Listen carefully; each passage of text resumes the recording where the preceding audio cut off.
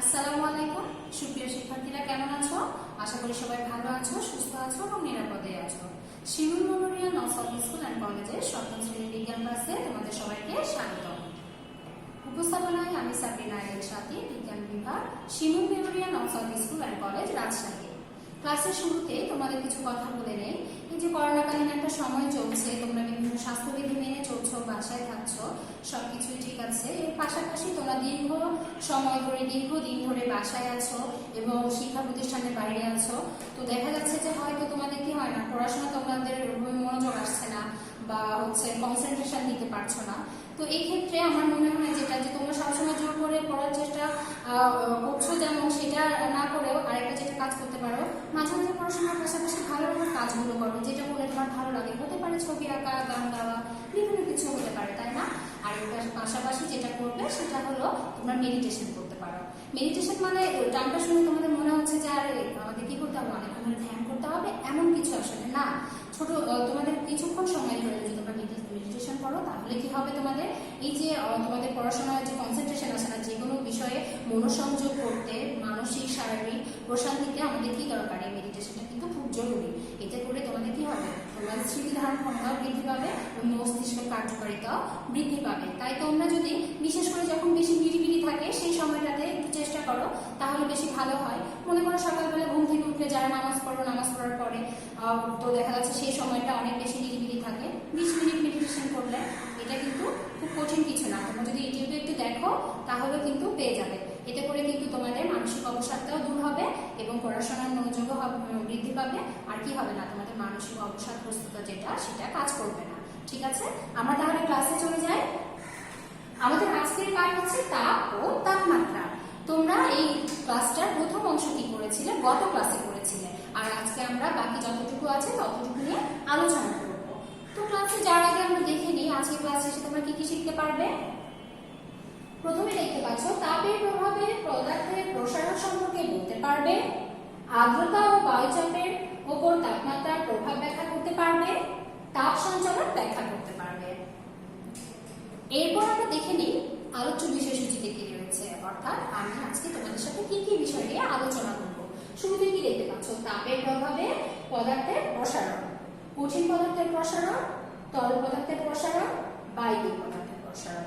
এরপরে কি রয়েছে, আর্দ্রতা ও বায়ুচাপের উপর তাপমাত্রার প্রভাব। এরপর রয়েছে তাপ সঞ্চালন। তো তাপ সঞ্চালন তিন ধরনের: তাপ পরিবহন, তাপ পরিচালন, তাপ বিকিরণ। এরপর আমরা যে টপিকে রয়েছে সেটা হচ্ছে তাপের প্রভাবে পদার্থের প্রসারণ। তো এই প্রসারণ জানার আগে আমরা একটা জিনিস জেনে নিই। গত ক্লাসে তো আমরা দেখেছিলাম যে তাপ ও তাপমাত্রা কি, ফারেনহাইট স্কেল, সেলসিয়াস স্কেল, এসব সম্বন্ধে আমরা জেনেছিলাম। তারপরে আমরা যখন থার্মোমিটারে দেখেছিলাম কি যে তরল পদার্থের তাপমাত্রাটা কিভাবে তাপমাত্রার ফলে বৃদ্ধি পেয়ে যাচ্ছে, প্রসারিত হচ্ছে। তো আজকে দেখো, তো সেই বিষয়গুলো নিয়ে আমাদের রিলেটেড কিছু বিষয় নিয়েও আমরা আলোচনা করব। তো আমরা কি জানি যে পদার্থ বিভিন্ন ধরনের কি ছোট ছোট ক্ষুদ্র ক্ষুদ্র কণা নিয়ে গঠিত। এই যে কণাগুলো রয়েছে, তোমরা এখানে ছবি এঁকে পাচ্ছ, তাই না? এই ক্ষুদ্র ক্ষুদ্র যে কণাগুলো রয়েছে সেটাই মূলত ছবি। এই কণাগুলো দেখো, কোনোটার ক্ষেত্রে দেখা যাচ্ছে কঠিন পদার্থের ক্ষেত্রে খুব কাছাকাছি অবস্থান করে, তরল পদার্থের ক্ষেত্রে একটু দূরে দূরে অবস্থান করে, আর বায়বীয় পদার্থের ক্ষেত্রে দেখা যাচ্ছে পদার্থের এই কণাগুলো অনেক বেশি দূরে দূরে বা ফাঁকা ফাঁকা হয়ে অবস্থান করে। তো তরল পদার্থের প্রসারণ, কঠিন পদার্থের প্রসারণ, সবগুলো তো প্রসারণ হচ্ছে। তো তাপের প্রভাবে দেখা যাচ্ছে কঠিন পদার্থের প্রসারণ যেটা আছে সেটা খুবই অল্প পরিমাণ হচ্ছে, খুব একটা বেশি পার্থক্য মানে সহজেই বোঝা যায় না। আর আমার তরল পদার্থ যেটা, তরল পদার্থের ক্ষেত্রে দেখা যায় যে কঠিন পদার্থের তুলনায় তোমার প্রসারণটা একটু বেশি, আর বায়বীয় পদার্থের ক্ষেত্রে সবচেয়ে বেশি প্রসারিত হয়। কারণ কি, বায়বীয় পদার্থের যে কণাগুলো রয়েছে সেগুলো অনেক বেশি দূরে দূরে অবস্থান করে। এতে করে ফাঁকা ফাঁকা হয়ে অবস্থান করে, অল্প তাপে কি হয়, দ্রুত তারা কি হয়, স্থানান্তরিত হয় এবং তাপটা এক কণা থেকে আরেক কণা কি হচ্ছে, স্থানান্তরিত হয়ে যাচ্ছে এবং দ্রুত কি হচ্ছে, তোমার প্রসারিত হয়ে যাচ্ছে। তাহলে আমরা তাপের প্রভাবে দেখলাম যে তিন ধরনের প্রসারণ হয়ে থাকে, একটা কঠিন, একটা তরল, আর একটা বায়বীয় পদার্থে হয়ে থাকে। এখন আমরা কঠিন পদার্থের যে প্রসারণ রয়েছে সেটার একটা পরীক্ষা দেখে নিই। তোমাদের বইয়েও পরীক্ষাটা আছে। তো তোমরা দেখতে পাচ্ছ যে কঠিন পদার্থের যে প্রসারণটা হয় তার মধ্যে এখানে একটা ধাতব বল রয়েছে, তাই না? লোহার বল রয়েছে। এই বলটা কি হচ্ছে বা হলো, এটা এই যে একটা রিং এখানে স্ট্যান্ডের সাথে রয়েছে, এই রিং এর মধ্যে দিয়ে প্রথমে কি করেছে, স্বাভাবিক মানে কক্ষ তাপমাত্রা যেটা আছে সেই তাপমাত্রা যখন দিয়েছে তখন কিন্তু ভিতর দিকে হয়েছে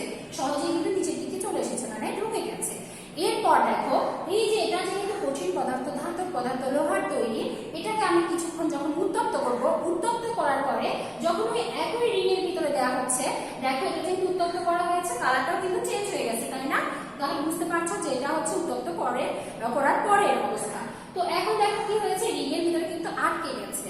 তাহলে আমার তো এই রিংটা আগের মতোই ছিল, তাহলে আটকে গেল কেন? একটাই কারণ, সেটা কি? কঠিন পদার্থের প্রসারণ। তো কি হয়েছে, যখন তাপ হয়েছে, তাপমাত্রার ফলে কি হয়েছে, এইটা কি হয়েছে, এই যে ধাতব যে গোলকটা রয়েছে, লোহার গোলকটা রয়েছে, সেটা প্রসারিত হয়ে গেছে। আর প্রসারিত হয়ে যাওয়ার ফলে কি হয়েছে, আমার রিংয়ের যে হচ্ছে আয়তন সেটা তো ঠিক আছে, কিন্তু এই যে আমার কঠিন পদার্থ বা লোহার যে গোলকটা ছিল ওটা তো আয়তন বৃদ্ধি পেয়ে গেছে। এই কারণে কি হচ্ছে, এই কারণে আর তাপ দেওয়ার পরে এটা কি হচ্ছে না, এটা ওই রিংয়ের মধ্যে দিয়ে প্রবেশ করছে না। তাহলে আমরা কি দেখলাম যে কঠিন পদার্থে কিভাবে প্রসারণ হয় সেটা একটা আমরা পরীক্ষামূলকভাবে দেখলাম। তো দেখো কঠিন পদার্থের মধ্যে আবার ধাতব পদার্থ যেগুলো রয়েছে, কঠিন পদার্থ তো অনেক কিছু রয়েছে তাই না, তার মধ্যে ধাতব পদার্থ যেগুলো যেমন লোহা রয়েছে, অ্যালুমিনিয়াম রয়েছে, এইগুলোর প্রসারণটা কিন্তু সবচেয়ে বেশি ঘটে। এরপর দেখো দৈনন্দিন জীবনে কঠিন পদার্থের প্রসারণের প্রভাব। তো এখানে তোমরা কি দেখতে পাচ্ছ, একটা কতগুলো কাঁচের বোতল দেখতে পাচ্ছ। এখানে কি রয়েছে, কাঁচের বোতলে আমাদের যে মুখটা থাকে, কর্কটা লাগানো থাকে, সেটা কি হয়, সেটা সবসময় দেখা যাচ্ছে যে কাঁচের বোতলে সাধারণত দেখা যায় যে ওটা ধাতব পদার্থের হয়তো তোমার কি হয়ে থাকে, ওই কর্কটা হয়ে থাকে। প্লাস্টিকের বোতলে যেমন প্লাস্টিকের কর্ক থাকে, তো অনেক সময় হয় না আমাদের এই বোতলটা হচ্ছে যে কর্কটা রয়েছে ধাতব পদার্থের তৈরি, আমরা কোনো দেখা যাচ্ছে আচার বা জেলি এগুলো যে পাত্র কাঁচের বয়ল থাকে, ওখানে কিন্তু এরকম ধাতব পদার্থের হচ্ছে কি থাকে, মুখটা থাকে।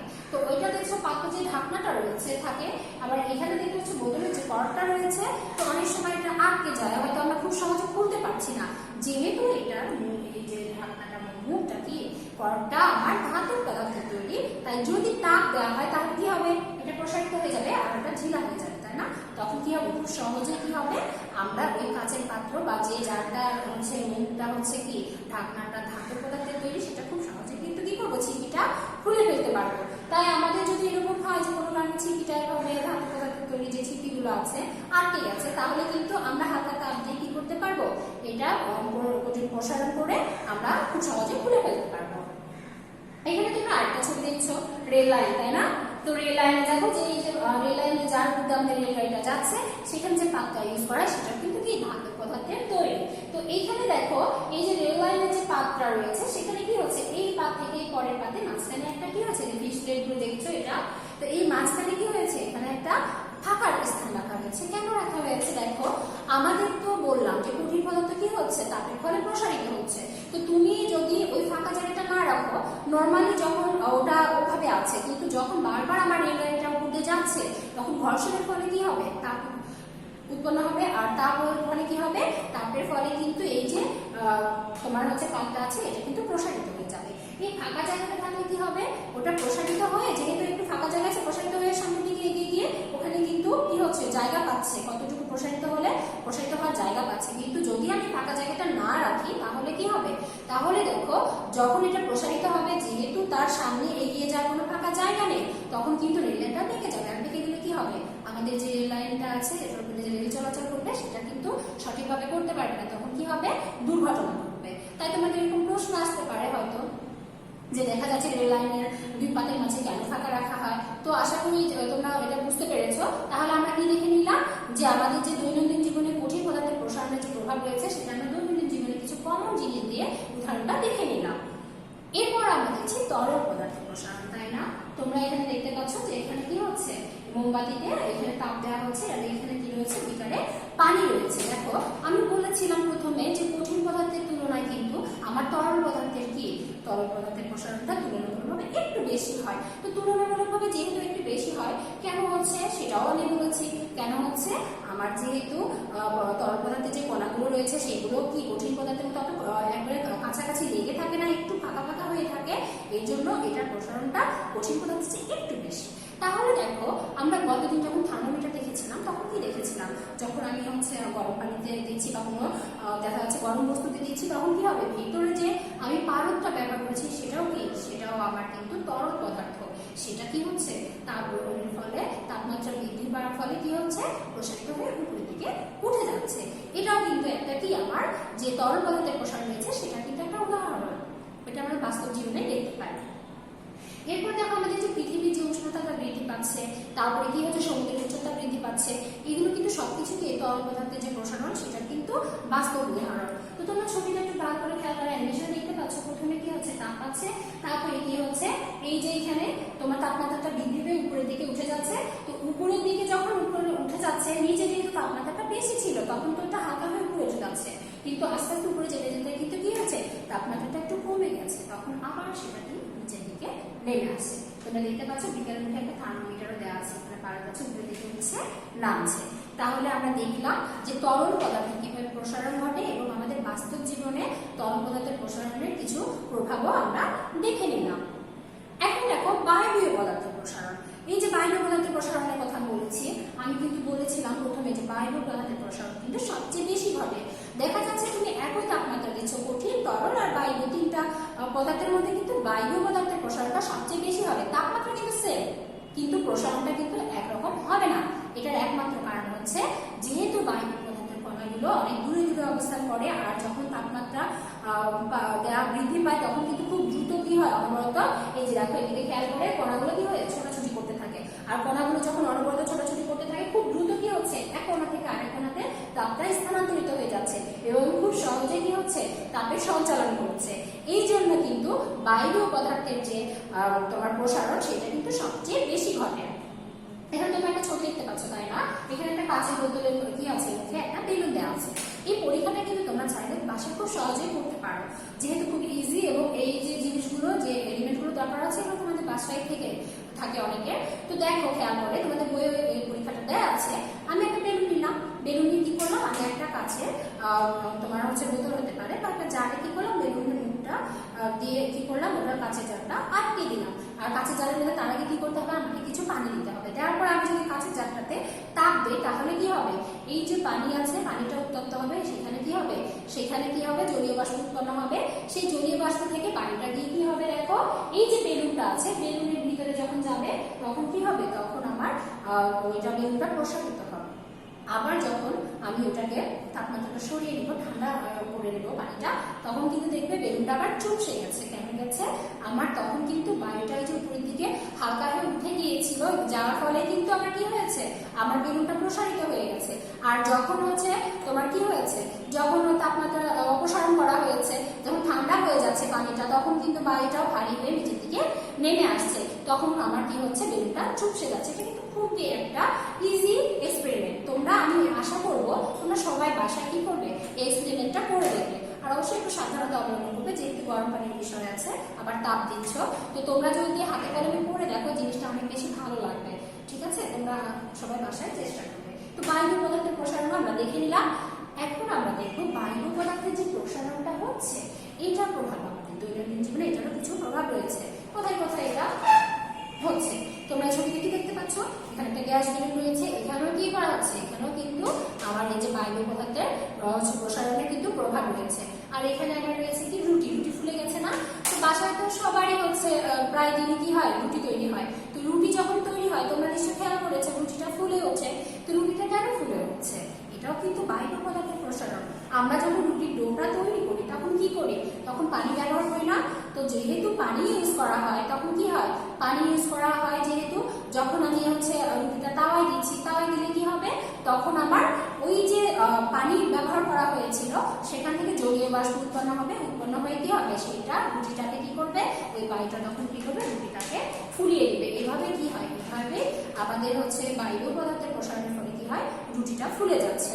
তাহলে আমরা বায়বীয় পদার্থের প্রসারণের দুইটা উদাহরণ দেখে নিলাম, এরকম আরো কিছু উদাহরণ রয়েছে। এরপরে আমরা দেখি আর্দ্রতা ও বায়ুচাপের উপর তাপমাত্রার প্রভাব।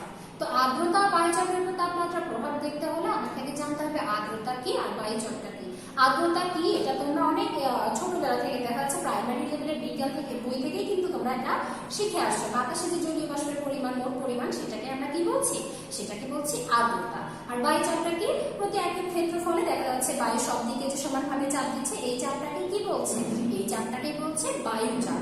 তাহলে দেখো বায়ু সবসময় কি হয়, উচ্চচাপ অঞ্চল থেকে নিম্নচাপ অঞ্চলে প্রবাহিত হয়। আর বায়ুটা কেন প্রবাহিত হয়, বায়ুটা প্রবাহিত হওয়ার কারণ হচ্ছে আমার যখন তাপমাত্রাটা বৃদ্ধি পায়, তখন বায়ুটা কি হয়, হালকা হয়ে উপরের দিকে উঠে যায়। আর উপরের দিকে উঠে যাওয়ার ফলে কি হয়, তখন তোমার আস্তে আস্তে উপরে যখন উঠে যাবে, তখন কিন্তু তাপমাত্রাটা কমে যাবে, তখন এটা ভারী হয়ে যাবে।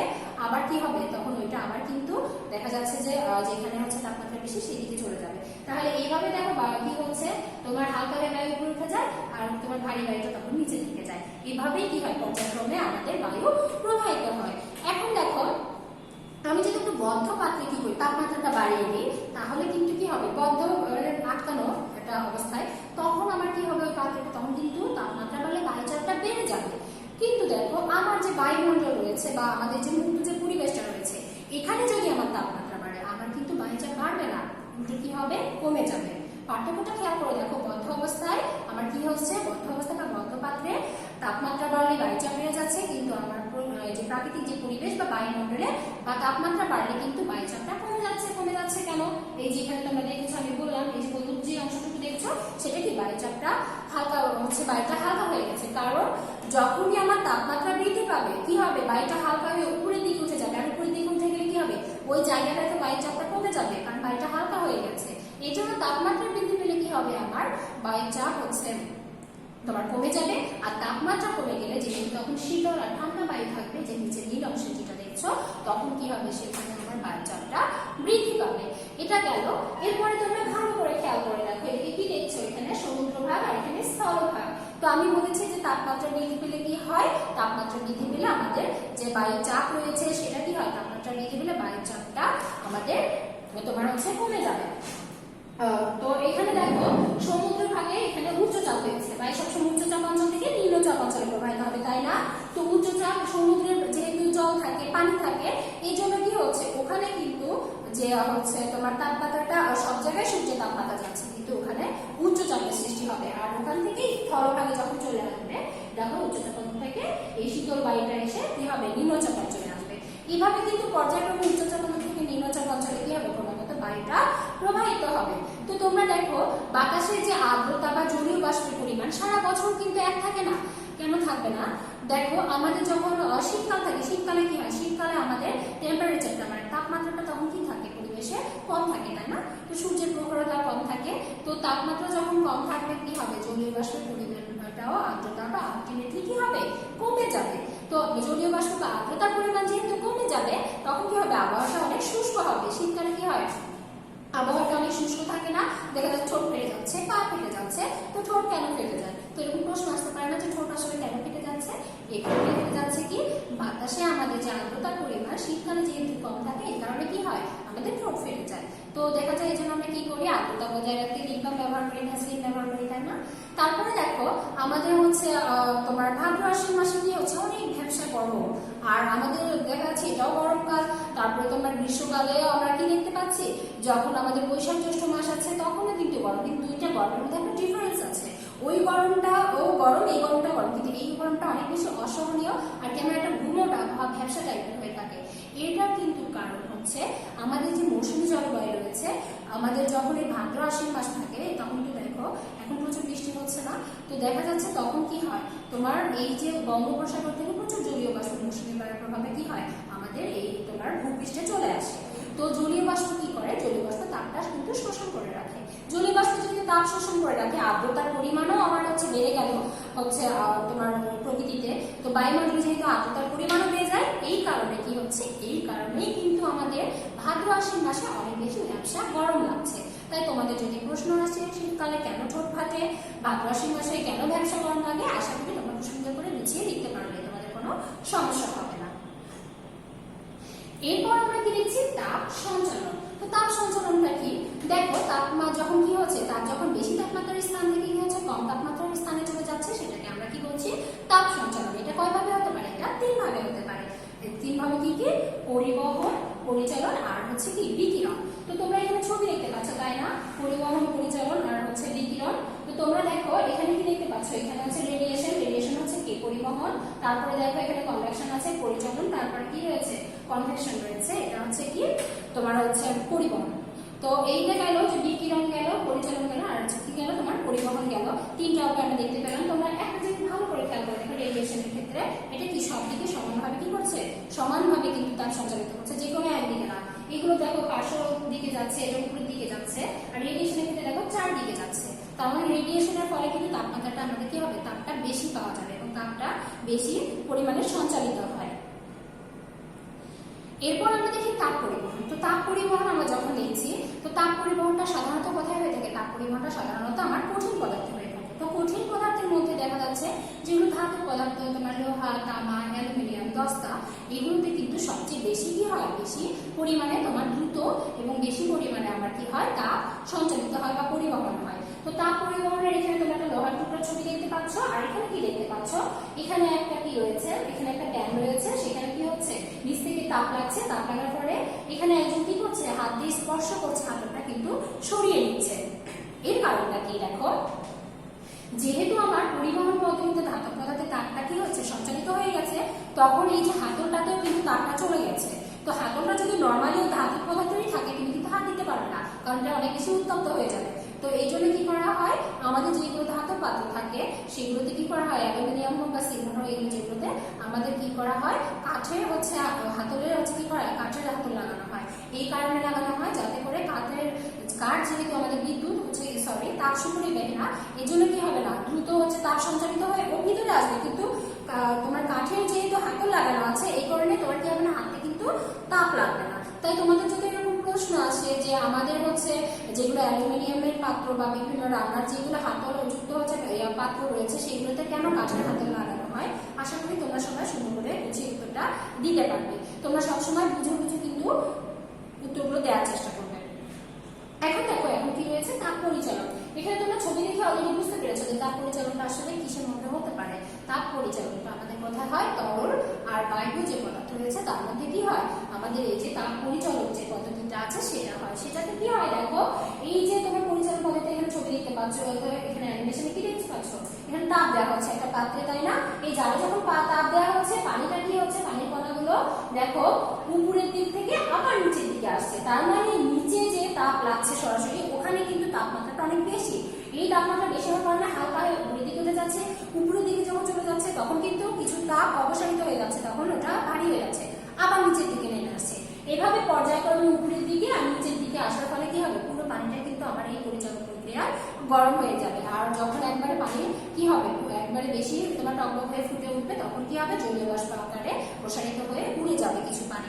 তো এইভাবে আমাদের কি হচ্ছে? বায়বীয় আর তোমার যে হচ্ছে তরল পদার্থ আছে, সেখানে কিন্তু তাপ কিভাবে পরিবহন হচ্ছে? তাপ পরিচালন পদ্ধতিতে। এখন দেখো তাপ বিকিরণ। তাপ বিকিরণ, এখানে ছবি দেখে অলরেডি বুঝতে পারছো যে তাপ বিকিরণটা আসলে কিভাবে হতে পারে বা কিভাবে হয়। তো তাপ বিকিরণ আমার সেই সময়টাই হবে যখন আমার প্রত্যেকটাতে দেখলাম কোনো না কোনো মাধ্যম রয়েছে, কিন্তু আমার যখন কোনো জড় মাধ্যম, খেয়াল করে দেখো, যেখানে আমার কোনো জড় মাধ্যম নেই সেখানে কিন্তু আমার কি হবে? তাপটা বিকিরণ পদ্ধতিতে কি হবে? পরিবহন হবে। তো সূর্যের এখানে খেয়াল করতে পারছো, এখানে সূর্য, তো সূর্য থেকে যে তাপমাত্রাটা আমাদেরকে, যে তাপটা পুরো পৃথিবীতে ছড়িয়ে পড়ছে, জীবজগতে ছড়িয়ে পড়ছে, এটা কি হয়? এটা কিন্তু দেখো সূর্যের যে তাপটা আসছে ওটা কি নির্দিষ্ট একটা জায়গায়, আর সূর্য যখন মাথার উপরে থাকছে শুধু ওখানেই লাগছে এরকম না, চারিদিকে কিন্তু সূর্যের তাপটা ছড়িয়ে যায়। তো বিকিরণ পদ্ধতিতে আমি তোমাদের প্রথমে দেখিয়েছিলাম কি হয়? বিকিরণ পদ্ধতিতে তাপটা চারিদিকে ছড়িয়ে পড়ে। তো সূর্যের যে থেকে আমাদের পৃথিবীতে যে তাপটা আসছে সেটাও কিন্তু বিকিরণ পদ্ধতিতে। আবার দেখো, আমরা যদি কাঠ কি করি? কাঠ হচ্ছে কাঠে আগুন ধরা কোনো কারণে, দেখা কাঠের চুলায় আগুন ধরানো হলো। এছাড়া দেখা যায় আমরা কি করি? শীতকালে অনেক সময় কি করি? আমরা ওম নেওয়ার জন্য দেখা যায় এক জায়গায় কি করি? এখন আমরা আগুনের জ্বালিয়ে আগুনের উৎস তৈরি করে সেখানে আমরা সবাই হচ্ছে কি করি? ওম নেই। তো এই ক্ষেত্রে দেখা যাবে এই যে রেডিয়েশন পদ্ধতি যেটা আছে, বিকিরণ পদ্ধতি, সেই পদ্ধতিতে কিন্তু কি হবে? আমার তাপটা পরিবহন হবে। এখানে একটা টার্ম আছে, খেয়াল করে দেখো, শোষক। তাহলে শোষকটা কি? শোষক হচ্ছে যারা তাপ শোষণ করে তাদেরকে কি বলছে? তাদেরকে বলছে শোষক। যেমন দেখো জলীয় বাষ্প, কার্বন ডাই অক্সাইড, এরা কি করছে? এরা কিন্তু তাপ শোষণ করছে, তাই না? তাহলে তাপ শোষণ করলে কি হবে? তারা হচ্ছে তাপটা ধরে রাখবে। এই যে আমাদের গ্রিন হাউস ইফেক্টের যে প্রভাবটা দেখছি, এটা থেকে এটা কিন্তু হচ্ছে কার্বন ডাই অক্সাইডের পরিমাণ যখন বেড়ে যাচ্ছে, তাপমাত্রাটা আটকে রাখছে, এর কারণে কিন্তু হচ্ছে আমাদের যে বৈশ্বিক উষ্ণায়ন সেটা হচ্ছে, তাই না? এরপরে দেখো এই যে বিকিরণ, বিকিরণ কোনগুলো? যেসব পদার্থ কি করবে? তাপ বিকিরণ করবে, তাই না?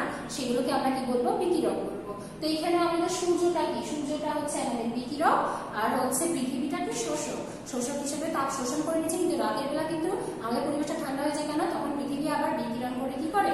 তাপটা হচ্ছে বাহিরে হচ্ছে ছেড়ে দেয়। এই জন্য আমাদের কি বলছি? পৃথিবী কিন্তু শোষক এবং বিকিরক উভয় হিসেবে কাজ করবে। ঠিক আছে? তো তোমরা হচ্ছে এই যে শোষক কোনটা বিকিরক কোনটা এগুলো ছোট ছোট যে উদাহরণগুলো আছে এগুলো এমসিকিউ কাজে লাগবে, প্লাস হচ্ছে ছোট ছোট জ্ঞানমূলক প্রশ্ন কাজে লাগবে। তো আমরা তো পরিবহন দেখলাম, পরিচলন দেখলাম, বিকিরণ দেখলাম, এই তিনটা জিনিস তোমরা খুব সুন্দর করে বুঝিয়ে বুঝে চিত্র দেখে করবে। তোমরা কিন্তু প্রায় জীবনটা করো, উদ্দীপকে দেখা যায় কোনো চিত্র থাকে, সেখান থেকে যখন তোমাদের কোনো প্রশ্ন থাকে তোমরা আইডেন্টিফাই করতে ভুল করো। যেমন দেখা গেল আমাদের শ্বসন তন্ত্র ছিল, পরিপাক তন্ত্র ছিল, ওখানে কিন্তু আমাদের অনেকগুলো অঙ্গ রয়েছে, তাই না? অঙ্গগুলোকে আমার চিহ্নিত করতে পারতে হবে। আমি যে কোনো একটা অঙ্গ দেখা গেলো চিহ্নিত করা থাকলো, তুমি ঠিকভাবে যদি আইডেন্টিফাই করতে না পারো তাহলে কিন্তু প্রথমে তুমি আইডেন্টিফাই করতে ভুল করার কারণে কিন্তু তোমার পুরো উত্তরটাই ঘটে যাচ্ছে। তাহলে গ হয় আমার 4 আর 3 7, 7 মাস কিন্তু আমার 0 হয়ে যাচ্ছে। শুধুমাত্র কোন কারণে? তুমি উত্তরটা জানো কিন্তু তুমি তো চিহ্নিত করতে ভুল করেছো, তুমি অন্য একটা জিনিস চিহ্নিত করে সেই সম্পর্কে লিখেছো। তাহলে এত সুন্দর করে এত কষ্ট করে তুমি লিখলে নাম্বার পেলে না, এটা খুবই কি প্যাথেটিক ব্যাপার। তো এই জন্য তোমরা অবশ্যই চিত্রগুলো শুধু যে আমি শ্বসনতন্ত্র বা হচ্ছে পরিপাকতন্ত্রের কথা বললাম এটা না, যে কোনো অর্থে যে চিত্রগুলো থাকে খুব সুন্দর করে বুঝে তারপরে পড়বে সেটা দেখে। আর পরীক্ষায় যখন প্রশ্ন আসে সেগুলো তোমরা কি করবে? সঠিকভাবে চিহ্নিত করে তবে উত্তর লেখা শুরু করবে, তাড়াহুড়ো করে কখনোই উত্তর লিখতে যাবে না। এই জিনিসটা আমি তোমাদের প্রায় কিন্তু অনেকের খাতায় পাই, তোমরা ভুল চিহ্নিত করছো, এত সুন্দর করে লিখেছো কিন্তু আমি মার্কস দিতে পারছি না। তোমরা জিনিসগুলো খেয়াল রাখবে, ঠিক আছে? বুঝে শুনে করবে। এখন দেখো আমরা ক্লাসটা আজকে যেহেতু শেষ হয়ে গেল, আগামী দিন আমাদের এই ক্লাসটা উপরে কার্ড এক্সাম হবে। তো মূল্যায়নে কিছু প্রশ্ন রয়েছে। প্রথমে কি রয়েছে? তাপ সঞ্চালন। তো তাপ সঞ্চালনটা কি? তোমার হচ্ছে যে প্রক্রিয়া তাপই হচ্ছে উচ্চ তাপের স্থান থেকে তাপমাত্রার স্থান থেকে নিম্ন তাপমাত্রার স্থানে চলে যাচ্ছে সেটাকে আমরা বলছি তাপ সঞ্চালন। এরপরে রয়েছে আর্দ্রতা কি। আমি আবার বলছি আর্দ্রতা কি, আমি জানি তোমরা এটা কম বেশি সবাই জানো। আর্দ্রতা হচ্ছে কি? বাতাসে যে জলীয় বাষ্পের মোট পরিমাণ সেটাকে আমরা বলছি আর্দ্রতা। এরপরে দেখো তাপ পেলে সবচেয়ে বেশি বাড়ে কোন পদার্থ। আমি এটা অনেকবার বলেছি, তাপ পেলে সবচেয়ে বেশি বাড়ে কোন পদার্থ? আমাদের বায়বীয় পদার্থ। আর শোষক কি? শোষক কি? যারা তাপ শোষণ করে যেসব বস্তু বা পদার্থ সেটাকে আমরা কি বলছি? শোষক বলছি। তো আগামী দিন তোমাদের এই ক্লাসের উপরে কি হবে? কার্ড এক্সাম হবে। বাসায় খুব ভালোভাবে পড়াশোনা করবে, চর্চা করবে, আর কার্ড এক্সামগুলো নিয়মিত দিবে। হোয়াটসঅ্যাপে যে সলভগুলো যাচ্ছে সবগুলোর সাথে মিলিয়ে নেবে। এরপরে যদি তোমাদের কোনো সমস্যা থাকে অবশ্যই হোয়াটসঅ্যাপে বা অন্য কোনোভাবে আমাদের সাথে যোগাযোগ করার চেষ্টা করবে, আমরা সমাধান দিয়ে দিব। তোমরা সেই পর্যন্ত আগামী ক্লাস পর্যন্ত কি ভালো থাকো, সুস্থ থাকো এবং নিরাপদে থাকো, স্বাস্থ্যবিধি মেনে চলবে। আল্লাহ।